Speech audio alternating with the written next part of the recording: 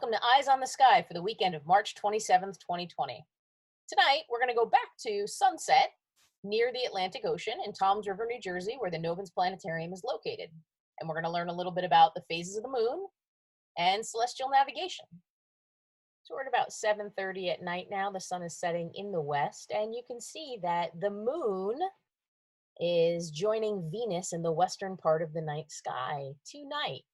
Now, just a couple of days ago was the new moon, which is when we actually can't see the moon at all in the sky. This moon is just a couple of days into its lunar cycle, and if we take a zoom into it using our telescope, we can see that the moon is always round. It's a giant ball of rock in the sky, but only a portion of it is lit up. And that's because of the position of the moon relative to the Earth and the Earth relative to the sun. It's just playing lights and shadows across the surface. And so the shape that we see changes throughout the course of a month, which is about an entire lunar cycle. Right now we're looking at a crescent moon. A couple more days we'll be looking at a first quarter moon, which actually looks like a letter D. A lot of people call it the half moon because it's half of the surface we see. The reason we call it a quarter moon is because it's 1/4 of the lunar cycle. Now, if you're interested in experimenting with moon phases in a way that is linked to dessert, we did put out a video yesterday that showed how you can make moon phases out of sandwich cookies. You should definitely check that out.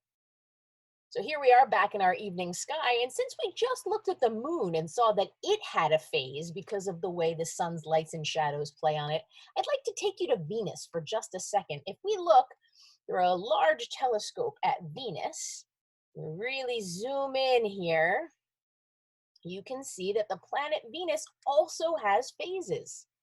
So we're at about a first quarter phase on Venus. You can see about half of the surface is lit up, and the other half is covered in shadow. And again, that has to do with where Venus sits around the sun relative to where the Earth is. Let's head back to our screen.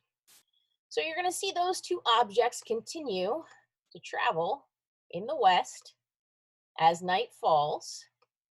Let's make it go a little faster here.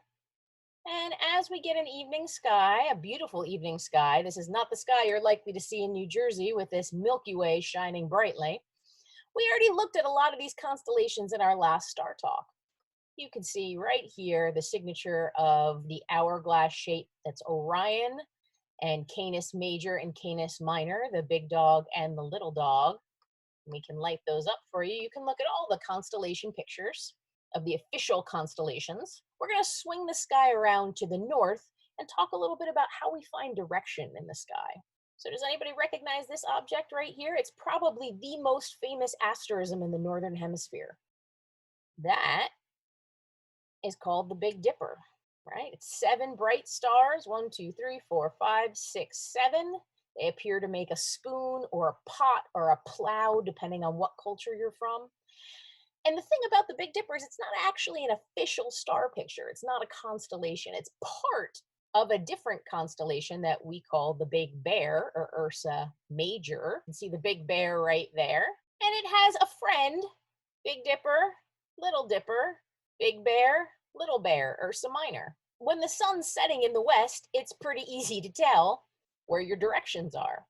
But suppose you come outside and it's already nightfall and you don't have a moon to guide you and you don't have a planet that you know where it's located. How do you figure out which direction you're facing? Well, again, on the East Coast, I can say I can walk out of my house and turn towards the ocean and know that I'm facing east. Living in the Northern Hemisphere, we have another way. Way before Siri, way before cell phones, way before GPS systems, people were navigating by the stars for hundreds and thousands of years. And so if we look at the Big Dipper over here as an asterism, these two N stars we call the pointer stars. I call them the Pointer Sisters sometimes because it brings me great joy. The Pointer Sisters, or the Pointer Stars, if you draw a straight line from them, they actually point to this star right here, the very, very end of the handle of the Little Dipper. And that star right there is actually incredibly important. That star is called Polaris. Polaris means pole star. And it is the star that is at the tip of our northern celestial pole. If we could take the axis of the Earth that goes through the Earth and keep going up into the sky, it would hit the North Star. Why is this important? Well, it's important because if you can find the Big Dipper and you can find the Pointer Sisters, I feel like there should be some background music in here, you can find the North Star and you always know what direction north is. And this works all over the Northern Hemisphere. Another neat thing about the North Star is because it is over the Earth's axis, it's a little bit like if you were trying to spin a basketball on your fingers. The lines on the basketball would start to blur as it went around.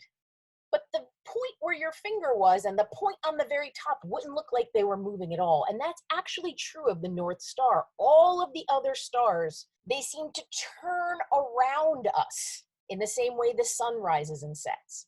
But they all kind of circle around this North Star. It's the very tip of the basketball. And so I can actually show you that. So we were at about 9:30. We're heading towards 10 o'clock. You see, as we get towards midnight, the Big Dipper is going to be at the very top of the sky that you're looking at. And then as we get towards morning, it's going to come down around the other side. Well, hopefully, folks, you learned a little bit about the night sky tonight, about the celestial North Pole, about the Big and Little Dipper and the Big and Little Bear. You got to see the phases of the moon, and you even got to see a phase of Venus. That's all we have tonight for Eyes on the Sky. As always, keep looking up.